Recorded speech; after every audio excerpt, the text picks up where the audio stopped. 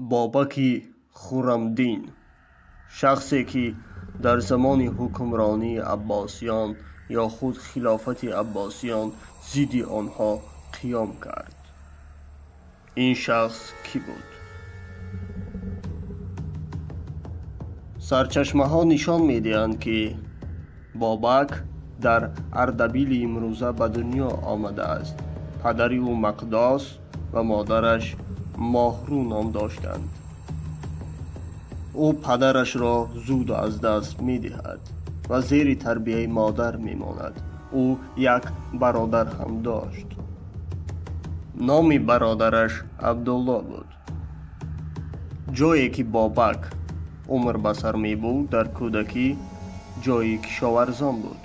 او هم در این محیط کشاورزی می‌کرد. از سیاست خبری هم نداشت. روزی می شود از این منطقه جاویدان ابن شهرک نماینده خرمدینان از اینجا عبور می کند. پیش از آنی که خرمدینان جنبش کنند، جنبش ها زیاد بودند. از بازی که عرب ها این سرزمین را یعنی سرزمین تاجیکان را استیلا کردند، شورش ها ضد خلافت آنها زیاد بود. مثلا قیام ابو مسلم، اسیان مقنع و دیگران. روزی که جاویدان ابن شهرک از اینجا عبور میکرد، یعنی از محل زیستی بابک خرمدین، آن روز روزی برفی بود. آنها در آنجا میمانند از حساب برف. بابک با مادرش ماهرو به خدمت آنها میرود. در نهایت عملهای بابک به جاویدان خوش می آید و جاویدان از مادر بابک ماهرو خواهش می کند تا بابک یکی از شخصیت های نزدیک به جاویدان باشد، یعنی به او. در اول ماهرو مادر بابک راضی نمی شود. چند بعد راضی می شود. می گوید بگذار پسرم در خدمت شما باشد. برای این کار جاویدان به مادر بابک ماهرو 500 درهم می دهد.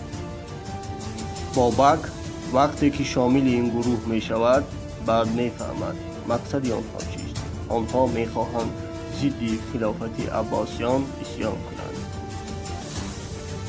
بعد این واسطه بابک نفوذ زیادی پیدا می کند. چندی پس جاویدان از عالم چشم می پوشد و راهبری خرمدینان را بابک به عهده میگیرد. بعدها بابک با تیاری های زیاد ضد خلافت اسیان میکند. خلیفه مأمون ضد بابک قوه ها روان میکند. چند مراتب آنها در اول شکست میخورند. بعد از این پیروزی ها بابک از آذربایجان تا اصفهان صاحب می شود. صاحب این منطقه ها به مرکز نزدیک شده ایستاده است. بابک خرمدین از رومیان پشتیبانی میدید. او با مازیار در تبرستان یا خود مازندران امروزی با او دوستی پیدا میکند. با مازیار هم یک شخصی بود که بر ضد خلافت عباسیان قیام میکرد.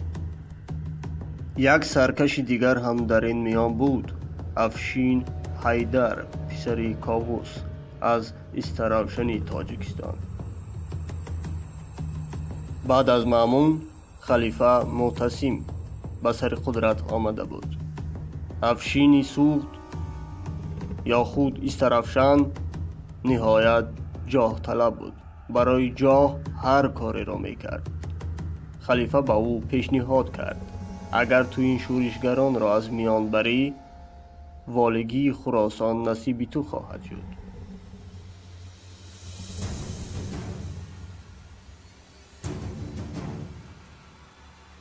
همین طور افشین حیدر در اول با بابک مناسبت دوستی برقرار می کند. با این حیله و نیرنگ ها او بابک را در یک قلعه که قلعه نظامی بابک بود 22 سال او را شکست می دهد. بابک با خانواده خود و چند غلام فرار می کند به قسمت های ارمنستان. در این منطقه سهل ابن سنباد بابک را تسلیم افشین می کند. افشین حیدر بابک را به خلیفه معتصم می سپارد. عربها بابک ابرمرد را اول دست می زنند، پا می زنند، سپس سرش را می گیرند. در این هنگام او صدای نمی برآورد. او مردانه مرد. مردانه مرگ را پیشواز کرد. توانست خلافت عباسیان را جنباند، به لرزه بیاورد.